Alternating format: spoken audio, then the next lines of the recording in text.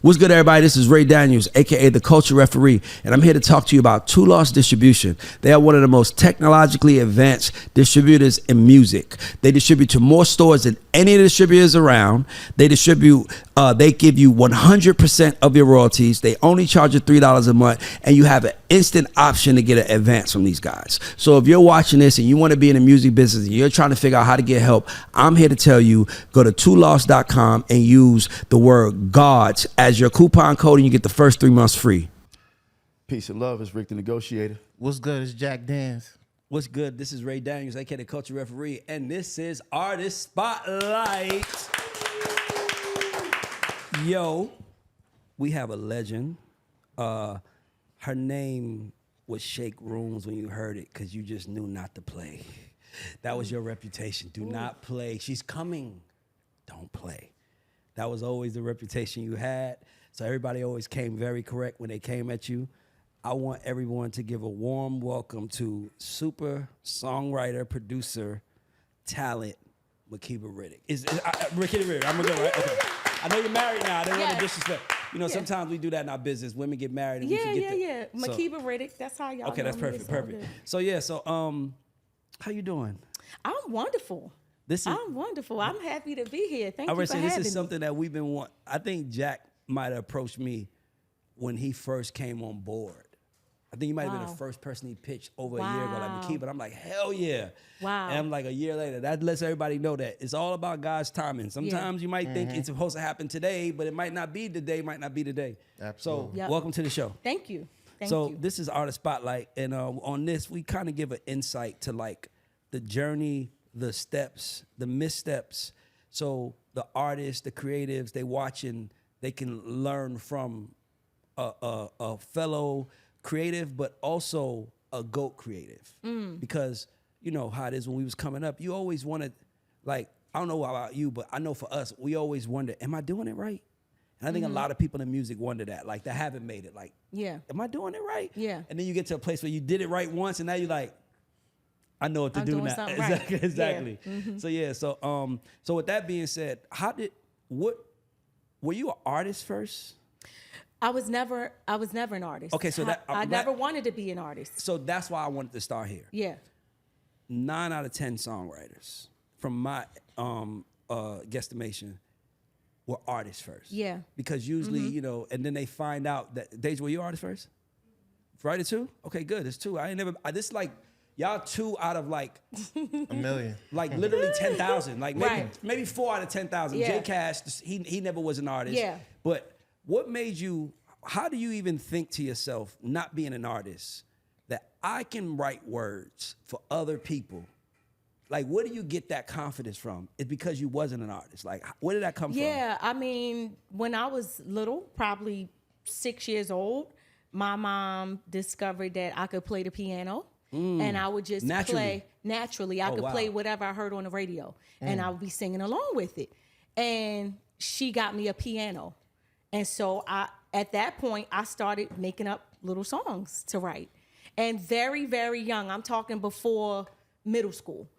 And that's where it came from. I just loved to write songs. I would just sit at my piano and just write songs. And by the time I got to high school, performing arts high school, I had to take piano lessons. Yeah. And anybody who plays piano knows that it becomes very technical. Yes. And I lost a little piece of just sitting there playing. Like I would put on Jodeci and I could just play. I would play Lately and sing that for my mother. What? And that's where it came from. And that's where I think the desire to write songs came from. I went in the studio for the first time when I was 17 and recorded my first song, and I just always loved to do it. You recorded your first song knowing you was gonna give it to somebody, or wanted to at least. I just recorded my first song knowing that I was writing a song that would be recorded. And I'm gonna tell you a very interesting story about that. Sure.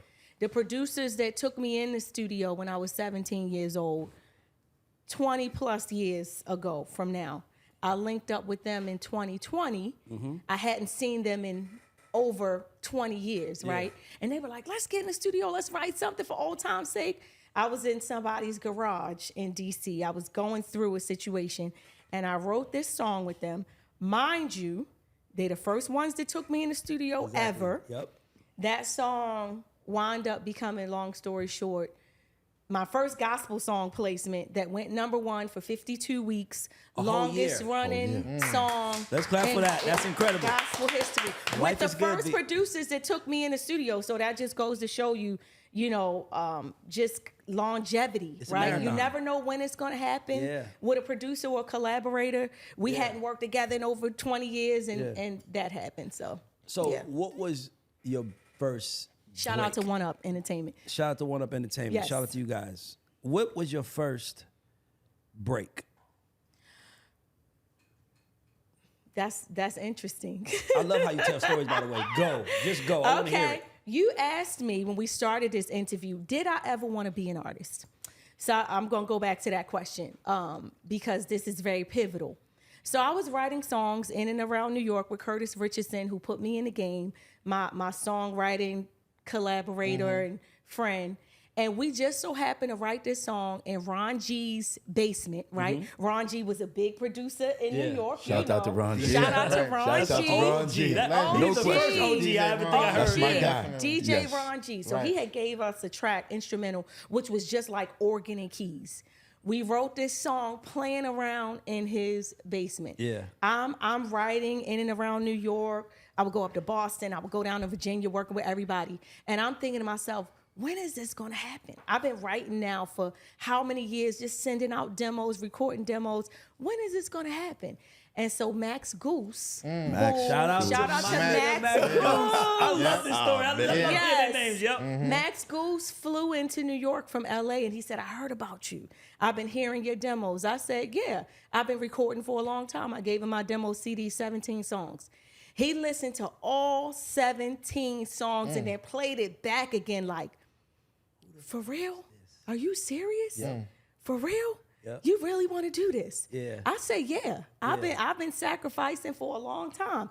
And so he must have taken the Ron G song to Dave McPherson, or he took my demo CD to Dave McPherson, right? David Ferguson used to run Epic. Epic. He was the Signed president of B2K. Epic He was like, Records. he was the Signed first guy. He was the golden B2K. child of A&R for a very long time. Definitely. At this time, he was also working on Jennifer Lopez's album, right? The album wound up becoming This Is Me Then, with hits like Jenny from the Block. And so Dave McPherson told Max Goose, I love it. She's dope. She's great. If she's really that great, though, tell her give me a single for Jennifer Lopez. Tell her bring me that song we need. Just joking, right? And so I gave Max the Ron G song that we did. Yeah. I didn't know, like, I was like, all right, here's another one. Here's another demo we've been working on. I get a call in my little Brooklyn apartment, eating a can of tuna fish. Hello, this is Dave McPherson's assistant. He'd like to have a word with you at Epic Records. I'm like, okay, what is this about? I didn't even know who Dave McPherson was. Yeah. And so he said, I want you to come down to my office. I heard this demo that you did. We want to use it for Jennifer Lopez's album. It's called All I Have. Can you actually come down to the Hit Factory and meet with Corey Rooney right now? Because they want to cut it tonight. And I'm like, huh? Jaw hit the floor. What? What is this? You playing right now? And he was like, no, I'm not. We actually need to get this album done, and we really love this song. We think it has single potential. Yeah. And so I went down to the Hit Factory, worked with Corey, finished the record.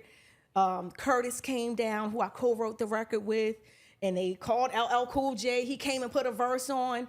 And it was so early in my career, I didn't know what it meant to have a #1 record. And Curtis said when the record came out and it went #1, and it probably been #1 on Billboard for like 3 weeks, do you know what this means? Do you know what it means to have a #1 record? I was like 20. Yeah. I was like, everybody's playing it. I guess. Yeah, I guess that's exactly. what it means. And he was like, everybody around the world. And he sent me the numbers of the listening audience of how many radio stations and how many people were listening around the world. 600 million in listening audience. This was before streaming, right? And even that still didn't compute. I just knew I wrote a record that everybody was singing. Yeah. My You knew you didn't cousins have to eat was tuna no more. Yeah, You're like, I right. ain't Exactly. eating tuna no more. Yeah, Exactly. So I knew I was on my way, and that was my my first #1 record. Yeah. So hold on. So I just want to tell y'all why this is impactful. Like, I've been managing Tehran 19 years now. Tehran didn't have his first #1 till year 17. Wow. Yeah, like Hot 100 #1. It was Lizzo's About Damn Time. Those don't come up. Those don't come along. Yeah. Like that often. So to come out, I just have one question. Yeah. Were you in a pub deal? Was I? I was not. But I was not #1 yet. pub deal? I Oh was my not God. yet. But from that, from that, I got a publishing deal. Of course you yeah. did. Absolutely. It was incredible. Like, They were coming at me like sharks in the water. Your first at that out point, record that you put out, #1. First record. Now I understand, because you got to remember, like, as much as I've heard your name, it was always with like this regard and respect that it was like, it was different. And I understand why now. #1 out the gate, that's Jonte Austin. Yes. Yeah. Jonte Austin, the only other person I know that #1 out the gate. Yeah, like, out what? the gate. And I did not, I'm telling you, I did not understand what that meant. Yeah. I didn't. I don't come from a family that was in the music industry or, you know, was reading Billboard magazine or even knew what that was. Yeah. So, you know, fresh out of Berklee College of Music, I had my music business degree. So really, honestly, I had a plethora of things that I could do. Yeah. Right? I didn't know, do I want to really pursue songwriting? Do I really want to pursue maybe being an executive at a label? Yeah. Do I want to sing? I could sing. I could go and sing background for Alicia Keys. It was so many things that I was thinking that I could do. Yeah. And then when I got this #1 record, God wrote it for you. yeah, he wrote it for me. He told you, yeah, this he what said, you this is doing. what you're going to do. Exactly. This is what you're going That's to do. And my friend Curtis, and I speak about him a lot because, again, I was very young. I was very naive. I was in New York City by myself, lived out in Canarsie, which if you from New York City, you know that's about 2.5 hours from the city during the daytime. The very end of at Brooklyn. night. Like the last stop on the L train. Stop on the L train. The last stop on the L train. The last stop. Before you get to Coney Island. Yes. And so when I would get out of the studio at 2 a.m. in the morning, the trains were only running maybe every hour and a half maybe. And so I would be on the train platform by myself, just sitting down there, just waiting for the train. As a woman. And that is dangerous, by the way. And it's dangerous, which I didn't know at that time. I just was like, I got to get it. I'm out here to get it. I'm from Baltimore, where I come from. Nobody has done this on this level yet. I have something to prove. I'm the one. Right? And so I would be on the A train. The A train was the longest train ride, which was about an hour outside the city, and I would fall asleep sometimes. I wake up as rats. What? On the train. It didn't bother me. I want to stay right there for a second. Go ahead. I want to stay right there. Because there's a lot of things that I can relate to with that. Coming from that era, this is before MP3s. Oh, and yeah. Very early in the game. Very early in the game. And, we're of the same generation, same age range. Talk to the people about being a female. I know what it was like as a man. The grind every day, going outside, no money, but we made it happen. Yeah. We was doing stuff. Yeah. We didn't even know we was making things happen. We was making it happen. We was going somewhere. Yeah. It was just there, and it seemed like we all had it. Because I see a lot of us now in different positions, and we're all doing pretty good. Yeah. You know what I mean? But at that time, Yeah. it was, listen, you had to stretch $5, $10 for 2-3 days. Absolutely. Yeah. You had to sacrifice to go out to certain events. Like, listen, I got to pay for this, do that. I might not eat tomorrow. But here's the most important part. We still had to smile. Yes. Oh my goodness. You was fucked up. You was broke. You didn't have nothing working in your favor. You didn't have no support, and you still had to smile. Show because up. they don't care about where you come from, and they don't know they don't know you was just sleeping on a train. They're at work, and they just want to work with people that got good energy. And good energy, a smile, takes us so much further in the grind than anybody else, because you get to this place where you don't even know what people do. Like it's like, unless you in the room with like a Curtis or Ron, like you said Ron G, I thought he was a DJ. Yeah. I didn't even know he produced it until you said that. You see what I'm trying to say? Yeah. So you'll hear names and associate it with different sectors of their life, but you don't think about all of the other things that they got going on and everything else. And not only that, you don't care. Yeah. Like, it wasn't like Dave said, oh, this is a 20-year-old black girl that's sleeping on the train. We love her song. Let's put it out. They was like, this is the best record. Right. Get her down here. Get her down here. No, They he don't care. called me like, can you get here? Exactly. It wasn't like, I'm gonna send a car service for you. You get here. Can you get down to the Hit Factory? Right. And I'm like, I got $3, but I'll get down there. Yeah. I will get there and help Jennifer finish this record. I just want to ask all of y'all a question, just because we're smiling. Obviously you probably don't miss the way your pockets was in them days, but the purity of those days. Yes. Do you miss it? Absolutely. Yes. Absolutely. It felt so pure because it was almost like, it's like I'm not damaged by the game yet.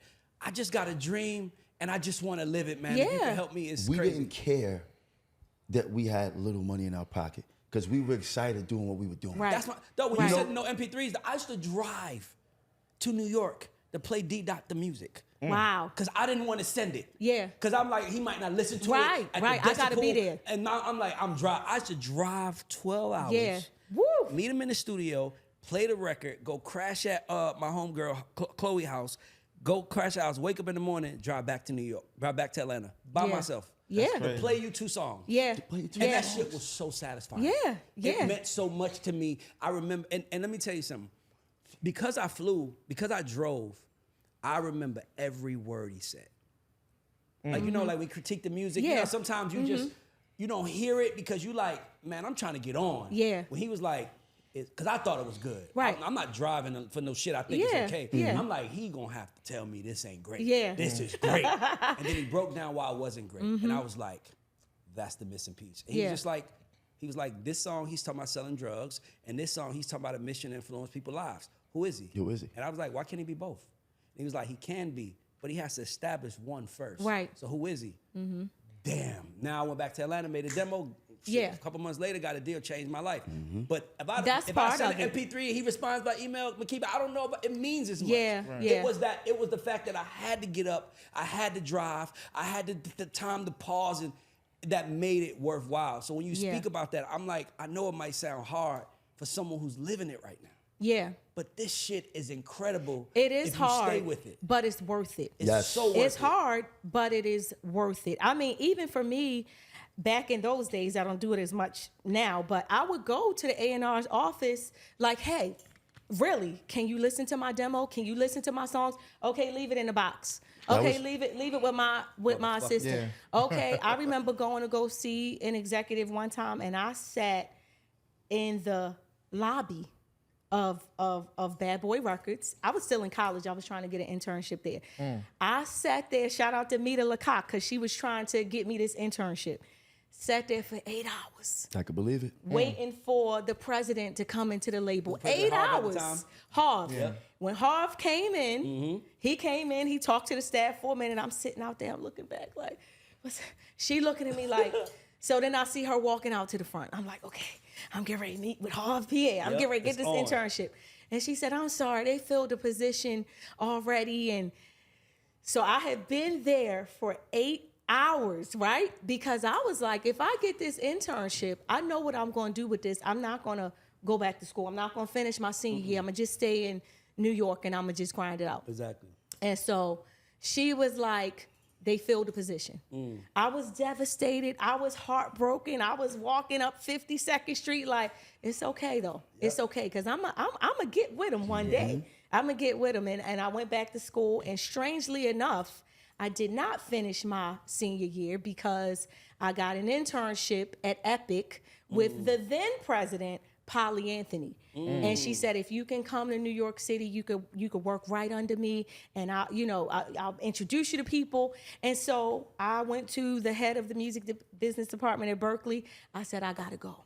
I have to go. Is this before? This is before the record. Before the record. Okay, gotcha. I started interning at like 17 years old in the record company. And so he said, I see how passionate you are about this. You can, like, this was before scanning and all of that. You can fax your exams back. Yeah. If you can get me your exams back, I'll let you graduate. And I went to New York, I did that internship, and I graduated. Where did you get all this courage from? Like, I don't meet too many young black girls. That's a good question. Who are that confident at that age. Yeah. And that discipline. Because there was discipline that was needed to be you. You could have easily been like, I'm going to go do what other girls is doing. Go get some money there. You was like, nope. This is what I was meant to do. And if that means eating tuna fish and having $3 in my pocket, I'm gonna do it. Where did you get that from?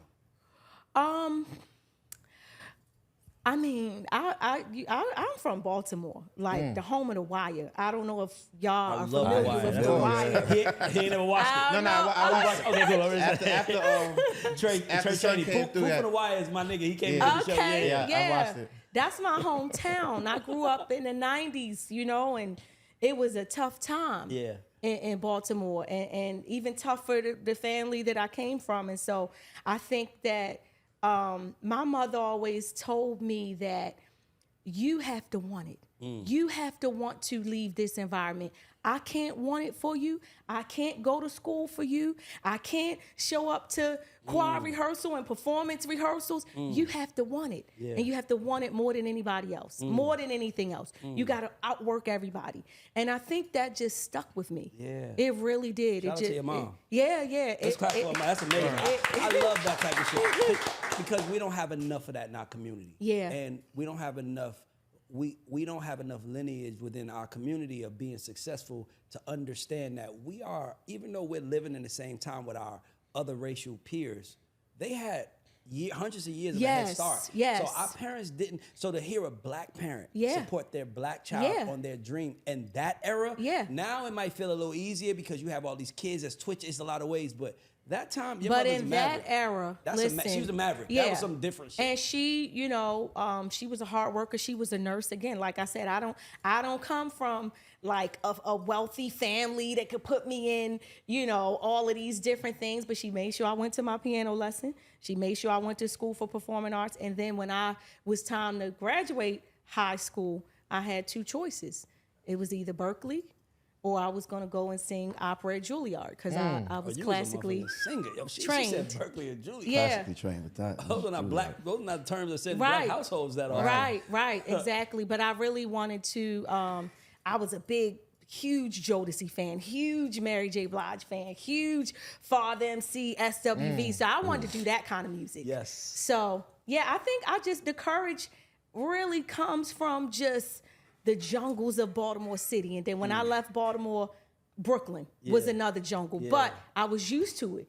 So I felt like I was in my habitat. I liked it. It's almost like it felt like your home, but there was an opportunity for your dream there. Right, Rather exactly. than in There was Baltimore, resources. there's There's nothing there. I get it. resources, you know. And I grew up in an era when Frank Ski was on the radio in Baltimore, right? And now he's here in Atlanta. Yeah. So when I hear him on the radio, it's like, wow, I remember those days. If you can go back and tell that 20-year-old Makeba something right now, would you want to tell her anything? You, like her saying, this is me, I'm you in 20 years. Yeah. You know, that's an interesting question because there were a lot of things that happened on my come up that I would say, dang, I wish I could do that over again. I wish I didn't have to go through that. I wish I didn't have to experience that. But then when I think about it, would I be me today if I didn't? Yeah. So that's why I was asking. You know, I don't want to go back and tell her, look, don't do that, don't do this. Go through that so that as time goes on, you can develop into this woman that I am today. And I got to give my own self flowers because I'm proud of what I've become. Has there been a record that you wrote that you heard after you wrote it, you said, that's a #1 record? When you say a record that I wrote, meaning like a demo before it got placed? I don't think so, because I don't write from that perspective. I don't write. I've never been able to call it and say, "Oh, I can say this is a dope record." Oh man, that moved my heart. Or oh, the whole studio is up dancing. Like when we did "Get Me Body" with Sean Garrett and Swiss Beats. Yes, that the whole studio was on fire. But I never like to think about the charts. What's your sign? When I'm writing, I'm a Scorpio. Let's go. I'm a Scorpio. Let's go. Listen, we are great. I don't know why y'all. It's Scorpios greatness. are intelligent as fuck. Yes, we and are. driven. Yes, we That's are. what you start. Very. I'm listening. I'm like, and do you have siblings? I do have a sibling. I do have a brother. Yes. Is he older or younger? He's older. Much older? About 6 years older. Because I was going to say, because the two most important things when you meet a person to me are the birth order. Yeah. because that tells you their position in the house. Okay, let me stop you right there. So let's really get into it, because when people watch this and up and coming writers and songwriters and people from all walks of life, I think it's important to know that it doesn't matter what your upbringing was, what your circumstances were, right? It's something inside of you.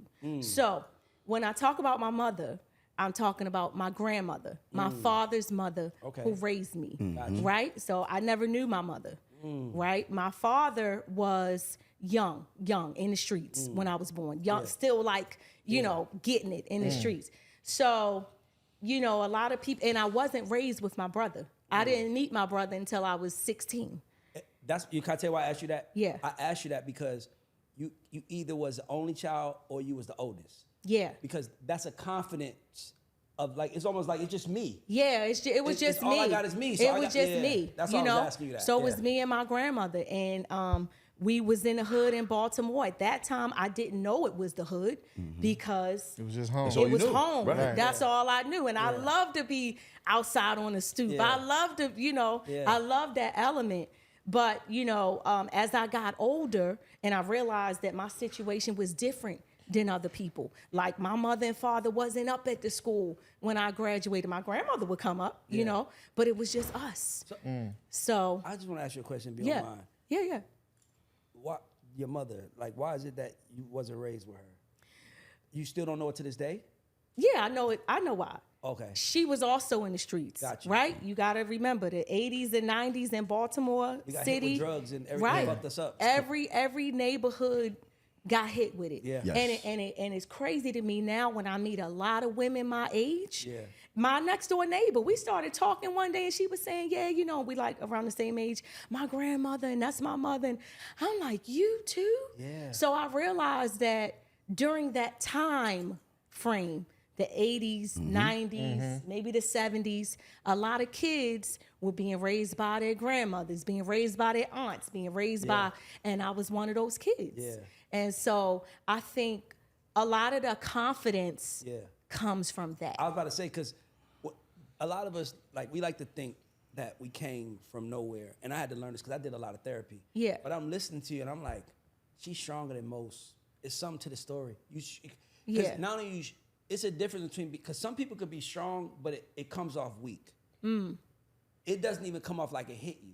Like, no, this is an authentic strength because, when you come up in that environment and you see your father in the streets and you walk past that every day and you still got to go to school and you still have to show up. Like you said, you still got to show up smiling. Yep. And I still want to make my grandmother proud and I'm going to get her out the hood. And I don't know, I never met my mother. I don't know where she is. It's like you develop a different kind of skin. Yeah. It's no room for weakness None. in that, especially when you have such a goal. Yeah. I didn't know how I was going to get there, but I said, I'm going to write for these artists one day. We had video jukebox. I don't know if y'all remember that when we were growing up. Yeah. And so I would see Mary J. Blige, I would see Father MC, I would see all these artists, and I say, I'm going to do what they doing one day, you know. So that's lofty. Where you come from there, that's lofty. Yeah. Well, how you gonna get there? How is that gonna happen? No, I remember. I'm gonna tell y'all a quick story. Tell us. Kenny G. Love Green, right? I don't know if y'all know who he is. He was the lead singer. Intro of Rest in Intro. peace. Okay. Yeah, rest in peace. Bro, man, come on, man. The boogie down. Let me tell you something. I was 14 years old, right? Reading credits, sneaking on the Greyhound bus up to Harlem, up to New York. But I would be reading the credits and see who wrote what, who's the producer on this, who's the vocal arranger on this. So I discovered Kenny G. Love Green, became a huge fan, like, oh my gosh, he is doing what I'm gonna do one day. Just so happened we was at a family reunion in Virginia. I see him walk through the hotel. I'm 14 years old, I'm like, is that Kenny? I'm telling my cousin, yo, that's the guy that wrote Love No Limit for Mary J. Blige. I'm going to go knock on his... What's good, everybody? This is Ray Daniels, a.k.a. the Culture Referee. And if you were wondering who this beautiful woman sitting next to me is my sister, Tiffany Daniels Sy. Let's give it up for my sister. Everybody can clap. It's good. And my sister she's the most talented person in the family, and we started a family business, a signature scent company. So if you like smoke a lot of weed in your car and you want to get the scent out, you have to check out these scents. I know guys that use it for the weed. I know people that use it for cologne, and everywhere they go to get compliments. We make candles. We make room sprays. We got them in kits. So if you want to buy something for your loved one or anybody that you care about, hit us up, LorraineCo.com. And we're going to put the website at the bottom of it. But support this black business, support this black woman, and order, I promise you guys. As a matter of fact, use the word gods, and we'll give you 15% off. I just made that up, so if my sister's face looks crazy, don't get mad at her. I'll eat that. But guys, when I tell you this shit is incredible, you really should check this out. The best scents ever. LorraineCo.com. And we'll put it at the bottom of the screen. Thank you. Thanks. Door. She says, you bugging. You out of your mind. I'm 14. Incredible. I said, I'm going to go knock on his door. I'm going to find out what he said. I'm going to knock on his door. I went and knocked on his door. He opens the door. I'm like, oh man, I'm sorry. I was looking for my aunt's room, but are you Kenny Green? And he was like, actually I am. I said, I just want to shake your hand. I just want a little bit of that inspiration. He shook my hand, closed the door, and that made my life. Wow. Period. I know how that feels. You know? It's like you touched it. I touched It's like, it. once I touched the you can't greatness. tell me I can't have it. Yep. You can't tell me. Now you can't tell me I can't. tell I me. ain't got that fire in my pen because I didn't touch the hand of greatness right Yeah. there. So I was always bold and confident like that. You feel like a motivational speaker to me. Like why? Like I feel like you need to be talking more. Like I probably should. Not just- Other you people inspiring me, and Other I'm people a- have told me that before. you like I'm getting goosebumps listening to you talk. I swear, because I'm like you can see flaws in people. Yeah. I'm a manager first, right? Mm-hmm. And I'm looking at you and I'm like, you're a dream talent, because all you want for talent is for them to believe in themselves. That's when it. talent be signing these dumb deals, if you sign the deal for $100,000 and you know it's not the best deal for you, you only doing it because you think you're never gonna get $100,000 Right. again. Right. And you're like, I might not ever have a check. But if you believe in yourself, you like, I get that shit another day. And I think I'm glad you hit on that. That is why I created the Young Dreamers Agency, my consultancy agency. Is not only just to help young dreamers facilitate their dreams and becoming better songwriters and learning how to record in the studio, but really to believe in what you have. Yeah. You know, because it starts there. I've seen plenty of artists that are mediocre, but because they believe it, They went up there. the whole world believes it. They carry You know, it like they that. carry you it can't tell me like I'm that. not that. Yep. Yeah, so I think that's important that you hit on that, because when you believe it, it's nothing you can't do. You know? And you have to believe it, because you're basically on a journey to something at the end that might not be there. So what continues you on a journey outside of you telling yourself, that's for me? Yeah. Like I wish that was my story. Like, I'm here because I just didn't have nowhere to go. And I was like, damn, if I go back, they're gonna laugh at me.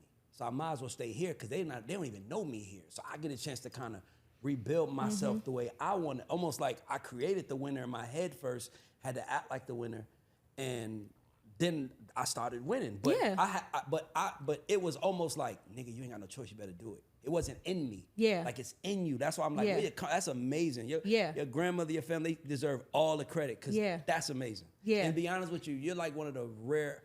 There aren't too many people who I would let mentor my kids. That's because my only thing keeping me alive is I'm like, nobody gonna tell my kids what life is about. But Yeah, me. yeah. But hearing you, I'm like, she would be a great mentor, because, like, if you had something programmed, I would put my kids in it right now. because whatever that was that you experienced, that needs to be put back. We need that. We need to duplicate that. Yeah. And give it to people. Especially in underserved areas, right? Yes. Especially in areas where you have kids like me. Yeah. Right? When you come from that type of environment, a lot of people can just say, well, this is what it is for me, and this is where I'm supposed to be. I see that music video. I can't never do that. But I'm here to tell you that you can. Period. You know? Period. I'm a living witness. I am proof of the concept. And I really think that I just started understanding that and realizing that. It wasn't until recently that I started thinking this way, right? When you've experienced and had the success that I've had, the mountaintop experiences that I've had, sometimes you can think, well, that's it. It's nothing more. What more can I do? Yeah. Until you find an artist that's like you, or you find a songwriter that's like you, and you can pour all of that into them and help their wings to grow. You know? Is there anything that we can do here to help you with your creative agency? Like I don't even know what it is, but I just want to help you amplify you.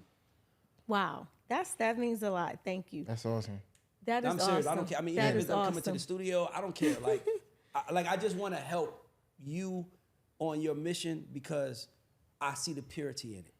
Yeah. And to me, it's like we need more of that in our world because, you know, as you come up, you run into the snakes. We all do. Oh, absolutely. It's so rare. Like you said about 3 or 4 names, but you probably met 1,000. Oh my goodness. See what I'm trying to say? So many people that I could name on my journey that helped me, that didn't have to help me, that not only helped me, but that watched my back. Right? When you in the jungle. As a woman. As a woman. That's very important. As a woman. Because you know how it is. If you send if Deja knows, if you send a writer out there, it's like, yo, they with me. Yeah. Don't try that shit. Right. Right. Don't even I'm try on your it. ass if you fuck with them. And you need those for women because some men will be like, oh, this me. No, Right, nigga, that's exactly. not. She is not here for that. She is here to do her job. Right. Respect that. And I would, it's so many people I could name. I mean, shout out to Max Goose, shout out to Mark Spark in New York, shout out to Fred Mitchell, shout out to my manager, my forever manager, Jay Brown at Rock Nation. Shout out to Tata, my forever manager at Rock Nation. Shout out to Big J. Shout out to Big John. Shout out to Sean Tubby Holiday. So many of those guys, my brothers, that like held me down. Yeah, that's held me amazing. down. Yeah. I just gotta ask you this. You mean to tell me when you're making Live Your Life, you're not cashing the check in your pocket, in your brain already? Like that is to me, that is one of the most undeniable hit records of all time. And the hook wrote it. The hook drove it. That's why I'm like, you mean to tell me when you was writing Live Your Life that you didn't think to yourself, I'm about to go buy a bigger house? No, actually, let me tell you how that record came about. Please. So Just Blaze did the track and started the hook.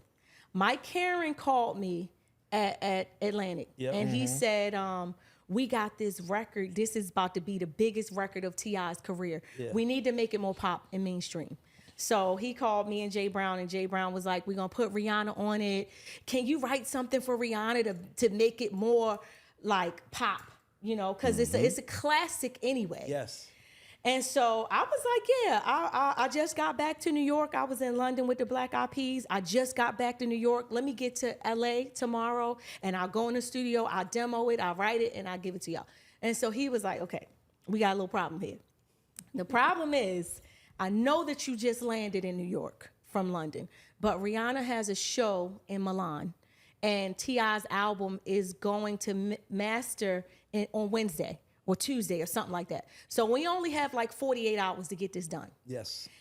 And so I was like, well, I'm exhausted. I'm like delirious from all this international traveling. I will meet y'all in LA when I get there. So I went to LA, landed in LA, dropped my bags off at home, and Jay Brown called, like, the car will be downstairs to come get you. You got to go to Milan. You just put your bag in the house. I ain't even unpack. Damn. You got to go back to Milan, and I need you Milan, to write. Italy. Italy. 15 hours, 16-hour back. flight. Oh, wow. Right back after I just flown like 10 hours from London. Well, 10 hours from London and then another 6 from Right, New York. from New York, to right. LA, yeah. So now I'm like going back in time, right? Going back to, so I was like, oh my goodness, you cannot be serious right now. And I was kind of like putting my foot down, like, I'm tired, I'm exhausted, and he was like, look, Mike Karen said this about to be another #1, and you're gonna be mad if you don't get on this record. Yeah. You're gonna be mad if you don't get on this plane. Like this is sounding like the demo is sounding like. So I was like, so when am I gonna write what I need to write? So write it on the plane. You got 16 hours. Say right on the plane. You got 16 hours. Go. And so, and so that I did. We had a layover in Munich, Germany. I was flying by myself. I got to Munich. I was so delirious because flying back and forth in the time zone. I don't know what time it is. I don't know where I am. The airport in Munich is empty. Nobody, you don't see a soul, right? Wow. And so I see this guy come walking up towards me this way. And I'm like, is that a black person in Munich, Germany? Like, and so I'm like, dang, I see another one of us. And so as he got closer, I realized it was Rihanna's manager at the time, Mark Jordan. Shout out to Mark Jordan. And I kind of like fell in his arms because I was so delirious. And we flew from Munich to Milan and we got the record done. And Mike Karen called me and said, y'all got to smash. This is a smash. This is going to be, oh my goodness, you don't even know what this is going to be. And then from there, I went back to London to go see the head of Sony Publishing in London, Guy Mook, because he heard about the record. I need to see this person that got this record. I need to meet her. And so I went to London, and Atlantic gave me a few days to just go shop and just rest. And because I came through in the clutch for them. So Mike Karen, Craig Coleman, shout out to those guys. But when you wrote it, you didn't think it was special? What I wrote and what I was talking about was basically me thinking about what we were going to do when I got to London. Got everybody watching what I do. You know, like, I'm going to get to London. And all eyes are going to be on Rihanna when she hit that stage. We got the whole team with us. They're going to shut them all down. Just all of these things that I was thinking, like, okay, this is what's going to happen when I get there. And, you know, to the clock stop, I'm going to keep going. I'm tired, I'm delirious, but I'm going to keep writing these hits. And so those were the lyrics that I had when I got there to see her. That's amazing. And that's what she sang. I told you I was going to tell you something on camera. Okay. I say this. I think Tamar Love and War is the best R&B song of the last 15 years.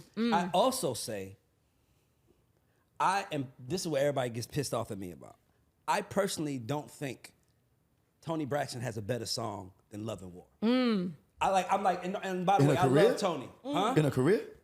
Name one. It's not a lot of artists. It's not a lot of artists that have a better song than Love and War. That song is incredible. Yes, it is. That song is a first time listen. I wrote about it in my book. Wow. Because I remember when it dropped. Yeah. I'm not a Tamar Braxton fan. I don't listen to Tamar. Yeah. When it dropped, every room I went into, I saw black girls like, have you heard Tamar's new single? I'm like, no. Yeah. What is it? It's like, it's about Love and War. You got to hear it. And I heard it, and I was like, man. Like, it's instant. I don't think there's a better record. To me, it's like the only other record I could put in the same category in the last 20 years is probably John Legend, Ordinary People. Because those records broke format. Yeah. Those records broke in the world of like rap. Yeah. And came with not just vocals, but like real, like a ballad. Yeah. And they made us stop for 4 minutes to listen. Yeah. And we loved it. It's only those only, and it was on 2 new artists. You always think about that, like it's hard. And that song broke her career. It did. They had been trying to get a single for her for years. And God gave us that song. It's just so crazy how that went down. So Love and War, the title, because I always keep a running list of titles, song titles in my phone. I may see something on a billboard, or I may be reading something. Oh, I like that title. That's a song. And so I had walked around with that title for like 3 years in my phone. And so one of my best friends, LaShawn, rest in peace, LaShawn Daniels. Shout out to LaShawn. Shout out to April Daniels. His last name Daniels. When I met him, he was like, by the time I met him, he was a giant. Yeah. And he said, your last name Daniels? Tell everybody you my cousin. Yeah. That's how he was. I'm going to tell everybody you my cousin because we got the same last name. If you got any problems, you let me know. Yeah. Love LaShawn. But finish the story. So we got in the studio, and the thing about me and LaShawn, when we would get in the studio, we would rarely get any work done. Because if you know LaShawn, he was a comedian. He's a comedian. Like, we'd be on the floor. It's like being in the studio with Tank. He's a comedian, so we would rarely really even get any songs done. But we came in the studio that day. Vince said they needed a record for Tamar. We wrote 2 records that day. One was an up-tempo called Hot Sugar that I loved. That was also on the Love and War album. And we wrote Love and War. And we were just talking about relationships and, marriages and the ups and downs and how we compare love to a war, right? And so we wrote it, I demoed it, and Vince came in and he heard it one time. He called Greg Walker, the radio programmer, to come down and hear it. He heard it. He was like, smash Ola. This is the one. This is it. Because she had been cutting and recording a bunch of songs. Then he called my boy Garnett March from Interscope. Was that Garnett? Legend. That's my boy. Music legend. He called Garnett. Garnett came down, smash Ola. We done. We running with this. And again, because I never like to think about what's going to happen on the charts, I'm like, okay, great. She sounds amazing on it. LaShawn cut her vocals on it. And I was in Baltimore visiting family the day that it came out. And I'm in Target, I'm shopping, I'm not even thinking nothing. I kid you not, I got like 20 voice messages on my phone. Makeba, this Love and War song, you did that one right? You co-wrote that one right? Oh my God. Like I had all these messages from people everywhere like, oh, this is like stopping radio right now. Yeah. So and by the way, it's that. And I think that sometimes we're so hung up on what we see as great or not great that when you hear that against her sister, you're like, her sister had Unbreak My Heart. Yeah, that's a great song. But Unbreak My Heart didn't have no soul. It wasn't a pop, it was a pop ballad. Love and War was a soul R&B ballad. Yes. Smash. And I don't even like writing ballads, honestly. That's not my thing. I hate ballads. Like, I love hate 'em. up-tempo records, but something about the way that melody came together and the way she sang it was so much passion. It was magical. The vocal performance, everything. But I just wanted to say, so y'all, I don't need her to agree. 5 Grammy nominations. 5 Grammy nominations on that one. I got a question. Do you think Tony has a better song? Not that I can. Not Tony, nah. Like, and I Tony may have got a some favorite, shit. but not better. Yeah. Like, better. No, Nah, yeah, thank you. yeah, That's I have all a I'm favorite, I saying. but mean, not I'm a better. little bit biased though. Why? That's sister right there. Oh, I thought you knew Tony. I already said that. What you about to tell us that we didn't know? I dated Tamar back in '87. You know, like we was, I got a question for you. Yes. Because I guess I've had the privilege of seeing you work and From the very beginning, Right. before the first hit ever. and still write songs in like 5 or 10 minutes. Yeah.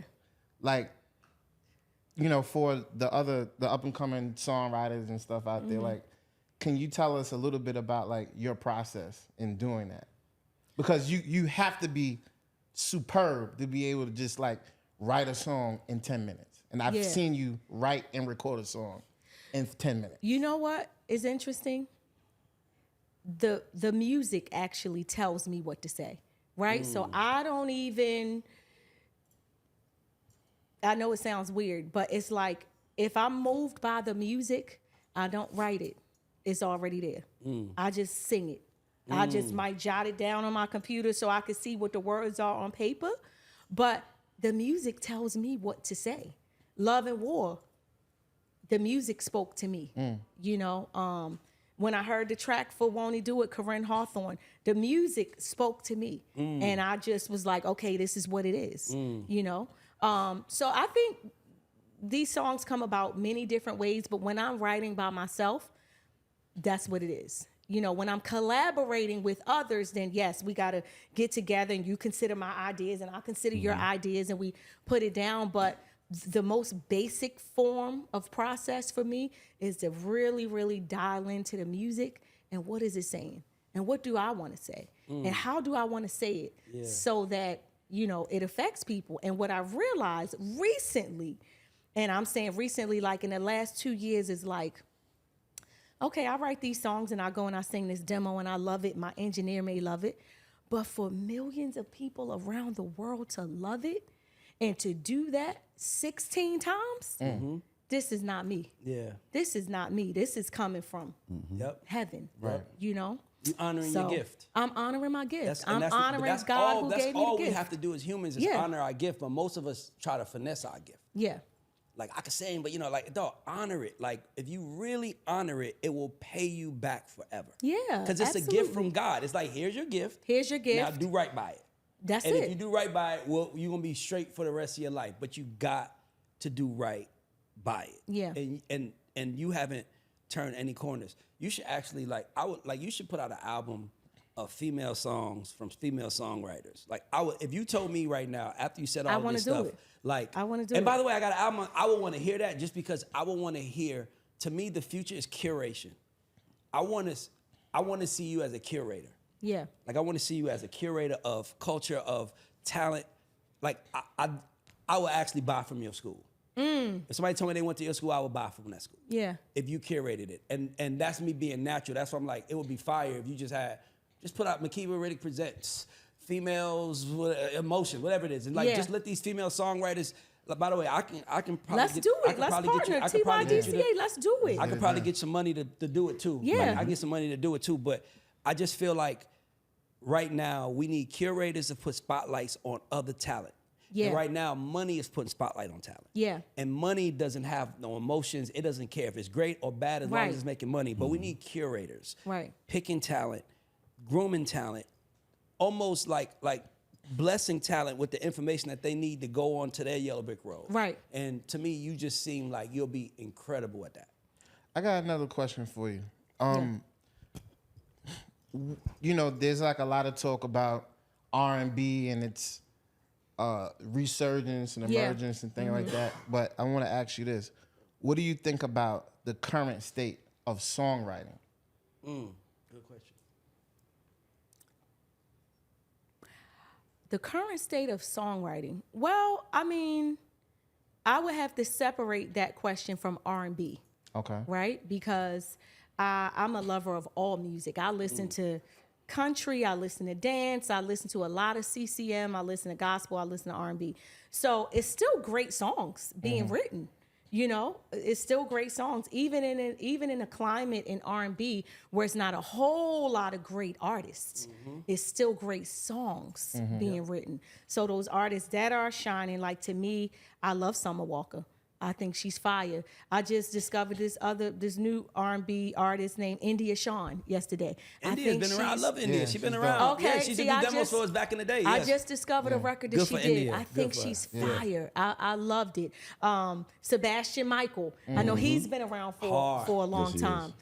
Incredible. I mean, so I think as long as we still have people that love to do it, then we're gonna be fine. We just need more artists. We need more great artists with integrity that really know who they are as an artist. And I say this to people all the time. The problem is with a lot of artists and a lot of labels, and I've heard you talk about this as well, Ray, is that we're signing TikTok artists, right? Yep. And because somebody can dance and they can make content does not mean they can go on the road Yep. and That's move right. people's hearts on the stage, right? And so I came up in an era with great artists. Bobby Brown, Whitney Houston. I'm gonna keep saying Mary J. Blige because she's my GOAT. She is like the greatest to me. Incredible. You know, artists that could rock a stage, that could sing a song to move your heart. Toni Braxton. We don't have enough of that. I agree. It's too many like microwavable, oh, you can dance, you can make content, okay, we're gonna sign you. And that's because talent is not at the forefront of curating. Yes. Right.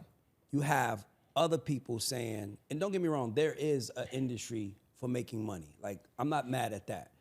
But we have to separate them from the real artists. Right.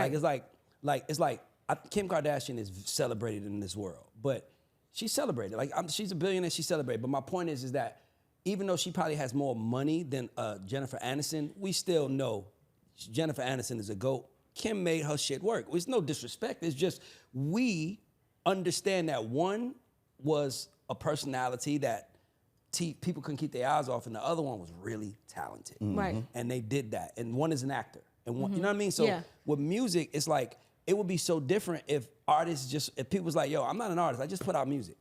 That's, now you And just... let's make the separation of that. Yes. So that the great artists that Yes. come through, they can really have a chance to shine and really have a chance to move the world the way the great artists used to. Yep. You know, when I was a teenager, I saw Ricky Martin. He performed on the Grammys one time. Changed his life. Shut it down. Living La Vida Loca. Changed his Yep. life. Legend. Put Changed him- the put Latin him explosion. Right. Put him on the map. I'm a little girl in Baltimore City. Like, oh, who is that? I want to hear that Yeah. again. You know, and I just feel like we don't have enough. They're not letting enough real artists through Because these of money. days. Because of Yeah. money. Because of money. And real artists have a process. And talent is like, just give me a song. Like my last label job, I hated it. We never talked about music. We only talked about deadlines. Yeah. Right. Right. I need an album by July 1st. Can you give me 8 songs by July 1st? And it's like, what if it's not good? Right. What if it's not good? What Right. if he's not in the mind state to make it? They don't care. So for me, it was like, this ain't about music no more. This is about meeting deadlines and making money. I get it. That's just not why I got into it. But let me ask you this. If it's about making money, then why are they not signing more artists that can go on a stage and rock a show and do a tour? Because when you can't really sing and you can dance a little bit, can you sell out No. the Staples Center? You don't even have a story connected to selling. You don't even have a story. Yeah, like in your mind, you're like, I just did that. Like when you talk, like I'm 6 years old, I was playing the piano, and not, like, damn, like that is a story. Yeah. Like I went to Juilliard. That people can connect with. Yes, and it's like it's but it also says I was born with this and I honored it, and that's why I'm here. I didn't wake up at 19 and see my best friend put a song out and said, I'm gonna put a song out now. And see if it worked for him. And that's what's happening. And he's terrible. Right. I'm gonna put my own song out and see. I'm gonna be equally as terrible, but I'm gonna get on. I'm gonna measure myself towards the lowest person on the totem pole. I remember when my cousin told me he rapped. He was like 27. I was like, you about to start rapping? And I was like, are you good? He was like, I'm better than Soulja Boy. I'm like, you gonna go, so you're better than the person that you think is the worst. What about at the time? He don't think he's not bad. You might think he's bad. He's actually doing what he's doing for you. Yeah, like he's a genius. Like you don't know and he's a you genius. tapped into it. Yes. And it made you say, I'm I'm gonna do that, but I can do it a little bit better. You know how great, you know how you could tell it?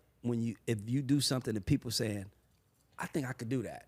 I just made it look easy. That's all. Yeah. You think you could do it because you didn't know I was doing it for 20 years. Right. I just made it look easy. Right. Unless I was born playing piano like you at 6, then it's like God gave me this. I can't help it. He gave me that. So you wanted to get into the game because I wanted to ask. Go ahead. I'm trying to preparing that now.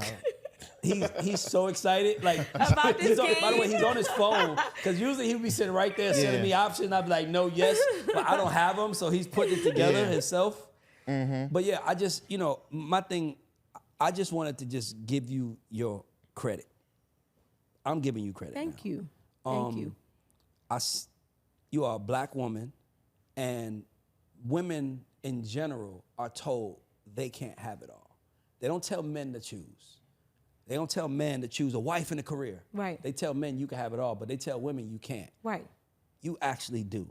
I actually do. You have the career, you have the family, you have the husband, and you have the nice Louis Vuitton shoes on. Life's really good right now. Life's really Shout good out to right now. Billboard. Was that a plan? Like, what I'm asking is like, were you on a 20-year plan that Makeba knew, or was it just you showed up every day as the best Makeba and you let it, whatever happened, you received it? Yeah, I did not have a plan. I just was really on like a roller coaster of hit records and traveling around the world and being able to do for my family, being able to fly my mom to other countries. And but in that, you kind of lose track of time, right? And so I was getting older, and not that I even thought about, well, I'm getting older, I need to, because I really wasn't even thinking about having kids. Yeah. My songs were my kids, But God just had other plans, and I reconnected with one of my friends from high school, and Those are the best ones. And we were having fun and having a good time, and I was not thinking about getting married and having kids. It just kind of happened, and it was more like I want to be the best Makeba that I can be. In fact, I was a little worried about having kids because I was like, can I still be Makeba? Yeah. Can I still travel? Is my brain going to be the same? Can I still write the same way? Can I still go and talk to people and be confident knowing that I have somebody else that I'm responsible for? And then, am I even a mother? Yeah. I didn't have my... Well, I had that instinct, yeah. Yeah. So I had my baby and I didn't miss a beat. She was in the studio with me, and I would my first baby, she would come fly with me, and we would all go, and I had to go and travel, and Did she change me? Maybe. Yeah. Not, but again, like I said in the beginning, I've always been this person, but she was just asleep. Yeah. The nurturer, the mother. Yeah. You know, she was getting her rest at that time. And you probably an awesome mother Oh, because my you didn't grow up goodness. without. So you Right. probably like, no, I'm a. Yeah. Yeah. So, I was even feeling like, well, do I have that mother piece? Yeah. Because I grew up without my mother. So is that going to be me too? But Yeah. when I had my baby, it was like, wow, the greatest feeling of love and the greatest feeling like now I can give this to somebody else, you know? And so now that times 3. So Mama Makeba is fully woke Exactly. right now. Still making number ones. But still making number ones and still grinding and still just loving what I do. And I think that's what it is with women is that we have to remember that we can do it all. Yeah. We can have it all. It's about what you want to do, right? I wanted to still be on the top of the charts, still find new artists, you know, nurture new artists and create my company along with being a mother, along with being a wife. I want to do it all. I'm capable of all of it. For sure. So And why the fuck not? why not? Why can't I? Like, Why not? If I can make time for it, why shouldn't I be able to achieve it? We all have the same 24 hours in a day. Fact. And I think to myself sometimes like, I still got time left. Okay, it's the end of the day. The kids are in the bed. I finished writing my songs. Okay, now let me go to my emails. Let me reach out to this A&R. Let me reach out to this person. Let me set up this webinar. Let me shout out to Deja Wrote It, my girl over there Let's who clap for keeps this me, young lady. who keeps my head on my shoulders with TYDCA. Because I'll So, tell you why. Let me give Deja her credit. We don't do flowers around here. We give credit. Let me give you your credit.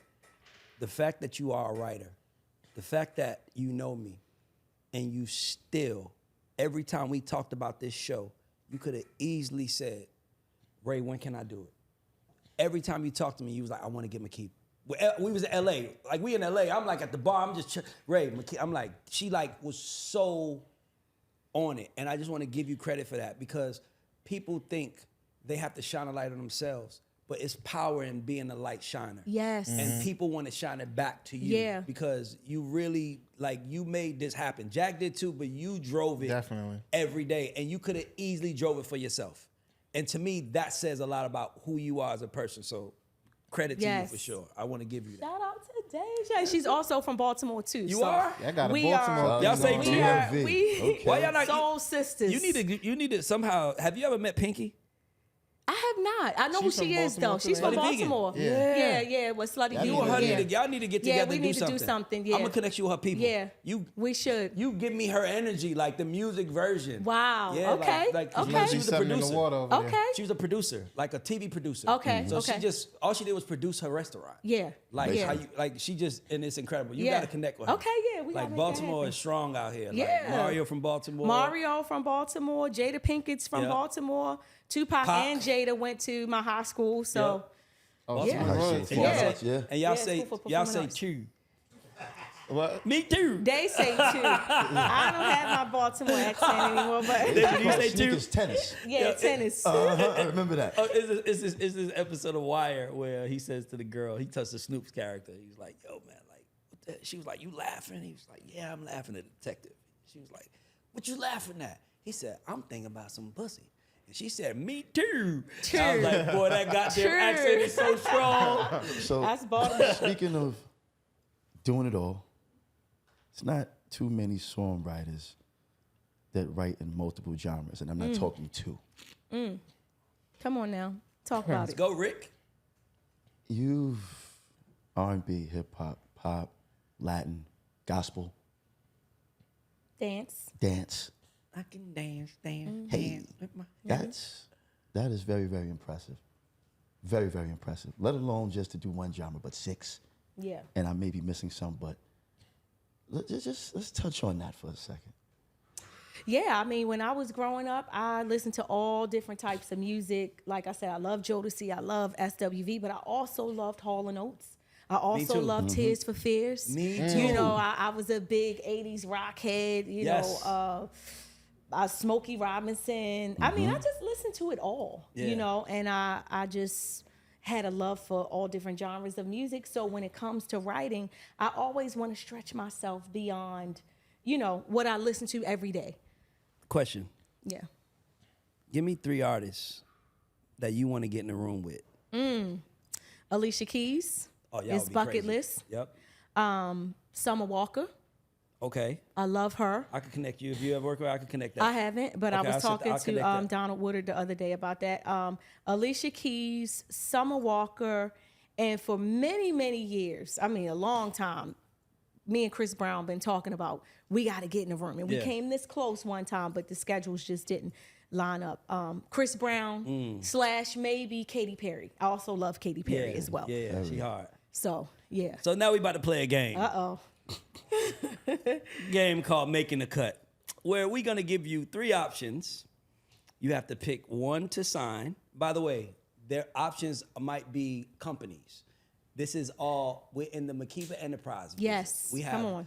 billions of dollars, and you can make every decision you want. So whatever we throw it out, you're choosing to sign these acts, these companies, everything, you're getting that. So I just want to make sure you got it. So I'm going to go first. Damn, by the way, Jack wrote them. You gotta put that on me, right? I gotta put it. That's why he was in his phone. This is what he was doing. Like, every time you said a name, he was like, Okay. "Oh, she likes Boys the Men." Okay. All right, I'm gonna go easy first. Okay.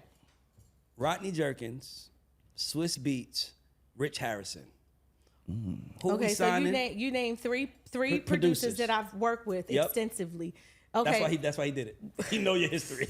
Okay. What is it again? You have to sign one, develop one, cut one, or you can donate $20 to the kids. We'll send you pictures of them eating pizza. The Creative Academy. Boy, man, that's hard. This is the easiest one, by the way. I'm gonna make it so Oh, hard. This the easiest one. Oh, they God. do This is the easiest one. You got it bad. Oh, this is bad. Okay. These 3 producers, 2 of them I'm super duper tight with and have worked with for many, many years. One of them is almost like family, like blood family. He's from Baltimore. Rodney, Rodney, okay. not Rodney. far. He's from Yep. Jersey, He's from so Jersey. right up the road. So Rodney, we keeping. Okay. Swiss, what we Developing? Oh, we cutting. developing. Okay. Developing. Lots of history working with Swiss. And Rich, only because I haven't worked with him as extensively. And there was a time when I was really like going at him trying to get in the studio and he had time for me. Yeah. So just for the sake of this game, we're going to cut him. And plus, he makes the DC sound. You from Baltimore. Right. He from DC. Right. that I'm DC from, go-go I'm from sound. Baltimore. Yeah. All right. It's going now. Like I said, that was a preliminary. It gets much harder. All right, cool. This should be easy for you. Depends. Boys the Men, Drew Hill, Jodeci. Now that's a hard one. Very hard. That's so hard, and I'm gonna tell you why. Because I grew up with Cisco and Nokia. Oh, they from Baltimore. They from Baltimore. forgot. We used to work at the Fudgery together, making fudge songs. I've y'all known singing them stuff? since. Making Yeah. them? Oh, yeah, shit. That's yeah, incredible. yeah. We used to work at the Inner Harbor making fudge, and people would watch us make fudge, and we would sing songs. So I love those guys, Jazz and Nokia and all those guys. But Jodeci, Nothing like it. What is it about their vocals though? Jodeci. Like you I'ma can tell sing. I'ma tell I want to you understand it. Help what me. it is. Okay. One factor. Okay. And I think, from my professional opinion, Devontae Swing, the GOAT Absolutely. of all GOATs. And anybody who knows me from the time I was 12 years old, they're going to tell you how I feel about Devontae and how I stalked him until I was 30 years old was when I finally met him. You met Went him? and knocked on his Like I door. want to meet that nigga. Like that. Yeah. Devontae is that nigga, bro. Yes, Facts. yes, I met him. I went and knocked on his door too. Jodeci, man, we keeping them. They the greatest. Absolutely. They gonna go down in history as probably the greatest ever. Drew Hill, of course, number 2, and Boys and Men. I don't know much about Philly. We cutting them. Oh, so I want to ask you, like, was Devontae putting an effect? Because even to this day, Jodeci kind of felt like the nicest way to say it. They felt like the dirty group. Like their vocals like Boys the Men their vocals was so clean. Very clean. Like perfect almost. Yeah, But it was like JoJo and Devontae, I'm gonna tell you, Jodeci, yes, choir vocals. Yes. That's what it was. I'm like, why do they sound like, why do they vocals sound like that? It's all the notes that the choir director would give us when I was in the choir growing up. JoJo and KC were a gospel group. Yes. Right? They started out as a gospel group. Yep. Devontae and Dalvin, their father, is a pastor. They started out in church, right? Devontae started out on the organ. You can't tell me nothing about this man. When he comes on My Heart Belongs to You. Oh my gosh. Like, what the fuck? It was like this nigga was like an evil genius in the room. Yes. Who the fuck is this? And so when you are the writer, the producer, the vocal arranger, you mixing the records. You just something different. Yeah. You are just like to put all of that together and then to have those voices, JoJo and Casey, and using choir vocals to make R&B songs. And by the way, sexual, sexy songs. Nobody can fuck with Feenan. Oh my gosh. Like what sound is that? Like what? I don't even know what sound it is. Like, and I'm like a music guy. He was creating sounds. Jodeci is the only group that I hear their sounds. music, and I'm like, what sound is that? Yeah. Like what instrument is that? Yeah. I'm like Quincy Jones. You can hear the horns. Like Jodeci, I'm like, it's something. It's by the different. way, nothing like it ever. Nothing like it ever. Nothing and even so close we to it call ever. those type of artists, or I call once in a generation, right? Period. We won't see that again. We not like that. No. Drew Hill came close, but when it comes to the production and just the sound of the group as a whole, once in a generation, we not gonna see that again. I just wish that as much as I've been in the room, and I've been in the room with some amazing, talented people. Jodeci is the only people who I would just have paid to watch because I'm like, what the fuck is this? Because I want it so bad again that I'm like, somebody can show me what did. What did they do? So right. we can understand. Try to replicate. I think a big part of it too is vocal production, which is my second career in producing the vocals of an artist. Because a lot of times an artist can sing, but they don't know their capacity. They don't know really where their range stops. They don't really know what they can do until you show them, hey, do this. And they do it, right? And I did so much of that with all the artists that I work with. And I think Devontae produced those vocals in a way that those textures, man, it's just magic. And he did it again when he came back with the last album in 2014 with that Every Moment. Like, I'm like, something is different about them. But I'm sorry, we're gonna harp on them. But, all right, cool. You ready? Mariah Carey, Mary J. Blige, and Whitney Houston. Man, why you do this to me, Jack? Why did you do this? This seems like a battle. if people want, you know who number one is. We know number one. Mary J. Blige is goated in my mind. She is like, you know how they have the Queen of England? Yes. She should be wearing a crown every time we see her. No argument from me. So Mary, definitely. Who was number 2 and 3? Mariah, Whitney. Whitney. Number two. Just because I love Mary so much. Whitney, number 2. Mariah. By the way, everything so far we on the same. Only thing I would have kept Boys Men and dropped Drew Hill. Okay. I just couldn't take the blonde hair. Like the blonde hair. That was part of his dropped Drew look, Hill? though. For Boys and Men? Drew Hill for Boys and Men? Are you serious? Come on, tell him, Jack. I don't know, man. Drew Hill, classic. Drew Hill was like, to me, Drew Hill felt like Diet Jodeci.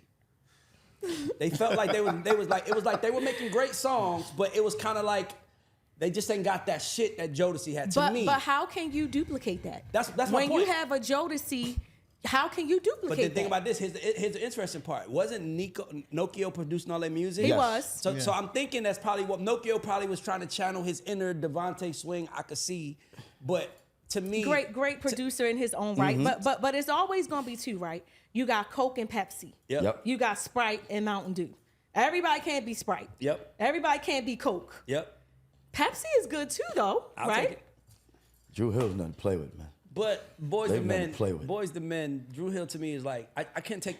I couldn't take the blonde hair. I'm just being honest with you. Like, when I saw the blonde hair, I was like, that nigga ain't for me. See, I feel his Cisco's I vocals like, though, no, are by the so way, tremendous. I fuck with.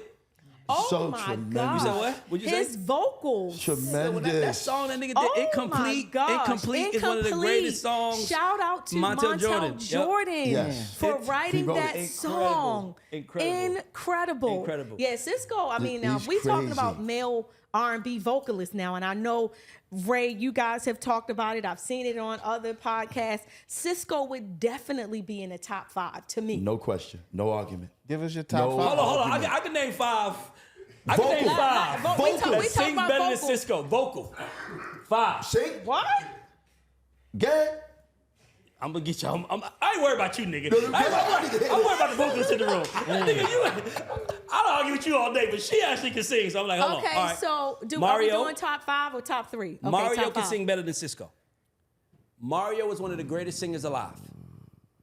Don't look at her. No, nigga, Makeba, like this. Say something, motherfucker. Say something. Mario's nice. I'ma let him vocally have the gifted. floor till Mario's vocally gifted. No, if y'all think it's one that I don't agree with, challenge me. But Mario to me No, he's sings crazy. better than Cisco. Mario is crazy. He's crazy, Yeah. but ooh. Wanye. Go ahead. Wanye is Go like. ahead. Go ahead. Fuck you. Go ahead. I hate y'all. Go ahead. Go ahead. I'm gonna let you finish, but I'm gonna let you finish. Go hold ahead. on. Okay, Wanye can sing better than Cisco to me. I personally think JoJo, KC, I will put them to me. They sing better than Cisco. Hold on. Let me figure out. Let me get some more. Oh, fuck y'all. Usher, 4. And number 5, I'm gonna just say it because it's controversial and it's true. R. Kelly. R. Kelly in the class by itself. We R. already, Kelly, we yeah. understand that. But put R. Kelly in different classes is pen. No, but he can But he sing. can No, sing. He He can can sing. sing. Oh my R. God. Kelly Oh can my sing. God. Definitely. And I'm gonna just throw one more on top because y'all probably ain't think about him. Prince. Prince was incredible. That nigga can do things with his voice. He can go. He can do everything with his voice. Prince was ill. And by the way, and let's be clear, Brian McKnight too. Even though I hate my One Last Cry. Brian McKnight. Well, I'm gonna jump in here. Jump in. Let's go. As the Watch Rick back here. vocalist. Well, look at Rick. As- Keep the camera on Rick because as Rick the gonna follow her vocalist. so hard. And here's the thing, Go in ahead. no particular order either. I'm just talking about great voices live, great tones, in no particular order. But one of my favorite voices is Tank. Shout out to that nigga Tank. Shout out to That's Tank. my nigga. He can sing his vocals ass off. is not too many that can hang with him. Usher, of course. Cisco, of course. Mario, of course. Baltimore. And number 5. Oh, we didn't even name the GOAT. Who? Joe. Joe, come on. It's not too many. Okay, let's get in there. I can't think of too many that can hang with Joe. I'm sorry. That voice, that tone. He was a smooth nigga. Very smooth. He was a Jersey smooth. cat. You know Very the smooth. nigga was Jersey. smooth because the nigga name is Joe. Joe. Just one name. Joe. Nigga, everybody, it's a world of full names. Like nigga name ain't like Giovanni or No. some Can't shit we forget- ain't never heard. That nigga name is Joe. I know Joe. a million Joes. You can't forget Maxwell either though. No, I don't know about that. What? Maxwell. Because let me tell you why. Because there's a technical part to singing, Yeah. but there's also a feeling part. Like Cisco can make you feel something. Maxwell has never made me feel anything. And his range as well. Cisco can really, when you say bring the house down, like it would be thousands of people around the fudgery. We just making fudge. You could hear him from outside. People would come in That's crazy. to see him singing about making fudge. That's a singer Is right that shit there. still open? I think if so. you don't turn that into a fucking movie or a show, think so. Yeah, that's I will crazy watch right that there. show. Y'all were all Yeah. making fudge. That would- was y'all would- interesting, I man. can't That'd be a believe- contest. I'll watch that show. Yeah, But yeah. y'all working at a fudge shop, We like was knowing that working those. at we was working at the fudgery, and Cisco, they used to be called 24 karat golden or something like that. Yeah. And it was all the original members, and they all used to work at the fudgery, and we would be making fudge all day, all different flavors, and we would be singing songs. We had our fudge songs to sing, and people would come up, and of course Cisco would just steal the show. He'd be laying all on the floor, rolling on the floor. Oh, shit. It was like. By the way, Cisco is a star. He's a star. He's a superstar. Always been a superstar. I just couldn't get with the blonde hair. That was just my only thing. Well, the group was 24 karat gold. Right, 24 what we karat got. gold. Fuck, I'm Jack looking like, what you expect, nigga? Hold on, Keith, you ain't off the hook. We got a couple more coming for you. All right. Okay, okay. I like where you went with this one. This is a good one. I'm going to save the top one for last. I'm going to do you 3 more. Usher, CB, Kels. Exclude the past. Oh, man. Oh, dang. I messed up, though. But we said we putting R. Kelly in a different category. Yes. He just, because he is like the GOAT singer. Like, I'm just going off of just straight vocals and talent, writing ability, production. He's just something different. Man, R. Kelly, #1 singer. Who else you say? Usher, CB. Usher and Chris Brown. Which one are you doing? I'm doing R. Kelly first. Usher. So we cutting CB. Do I have to cut him? Or we donating Or to do you? I just You have can to? donate. I'm gonna donate. Let's donate $20 for the kids. The kids just won. I'm That's donating. the best part about this game. I can't cut Chris No one Brown 'cause loses. The kids he's always too- win. He's All right. too prolific. All I right, can't cut him. I got 2 more. Okay, because I'm gonna save the top one for last, but I'm gonna do this last one. Okay. Timberland, Pharrell, Missy. That's a good one, Jack. That's a real good one. Really good one.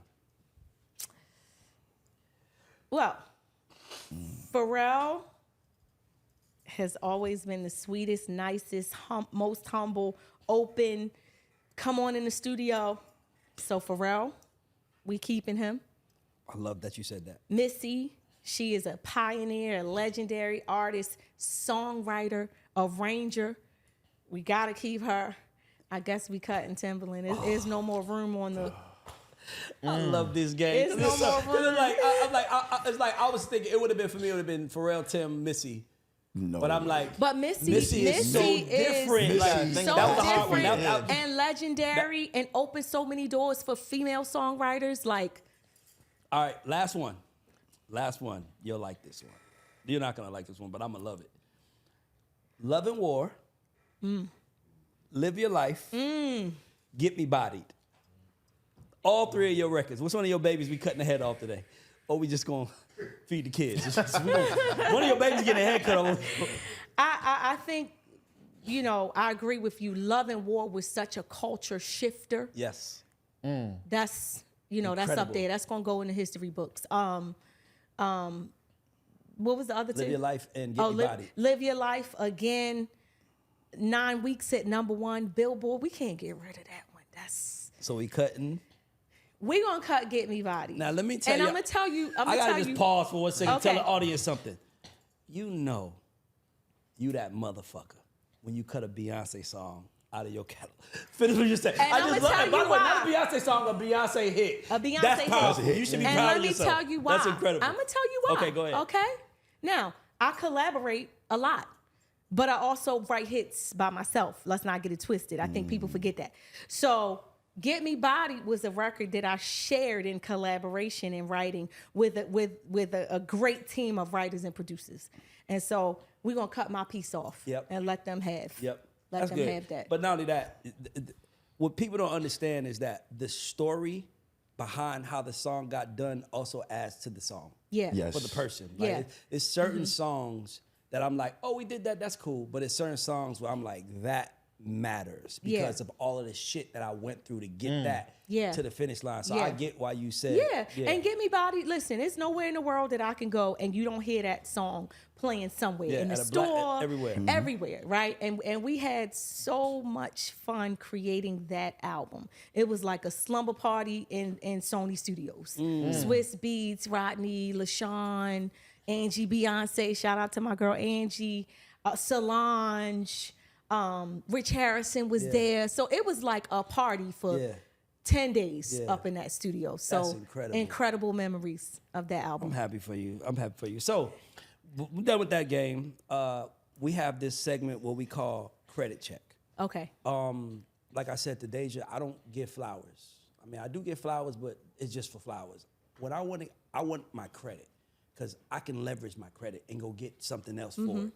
So we give people like yourself an opportunity to shout out 2 to 3 unsung heroes in your story that you just like, I want to shout that person out because they really played a role. It might have been small for them, but it was huge for you. Like, who would you give that to? We talked about Max Goose. Shout out to Max Goose. He was the first executive that really believed in me. Flew all the way to New York to meet with me. So big, huge shout out to Max Goose. Shout out to Sean Tubby Holiday, who was a publisher at Sony when I signed, and he really championed for me. And I was signed for a long time. I was signed over 15 years. And even in year 14 and year 13, he was still fighting for me. He was still like, look, y'all, we got to make this right. We got to do, he really, really looked out for me and my family at times. So shout out to Tubby, who is like my cousin, like, who else? So many people. Shout out to Mark Spark Welch, who is now my finance and tax guy. He was one of my managers in the beginning and really had my back, really watched out for me. Come to the studio with me, make sure nobody mess with me, make sure I can focus on my work, make sure it's no pressure, because he was putting the pressure on people so I could get those hits done. Shout out to Don Gorder, the head of the music business department at Berkeley, who believed that if he let me go and finish in an unconventional way, right? Because you can't just let everybody who wants to do an internship go. But he really saw something in me. And he said, all right, I need every one of these exams back. And if you do it, I'll let you graduate. And so not only did he let me go, but I graduated early, which means I had an earlier start in New York City. So, yeah. That's hard. I love talking to you. I can talk to you all day. Well, I just want to, I ask you one question. If you're talking to, this is my last question for the day. If you're talking to, I want to specifically focus on Black female creatives. Yes. If you think Black women are not protected, Black female creatives are way not protected because they're surrounded by sharks every day. If you're talking to a young, everybody watching is young Black girls, what would be the advice you give them? That's such a great question. I would tell them in big, bold, flashing letters, keep it business. If you're trying to get your paper, if you are trying to succeed in your career, keep it business. There is time for everything else. But you got to be a paper chaser. You are not looking at nothing else. I don't care what looks flossy, what looks glossy. I'm going to do this for you if you do this for me. If it ain't about the money, like T.I. said, like Thug said, if it ain't about the money, we ain't talking about nothing. Yeah. So that's what I would say.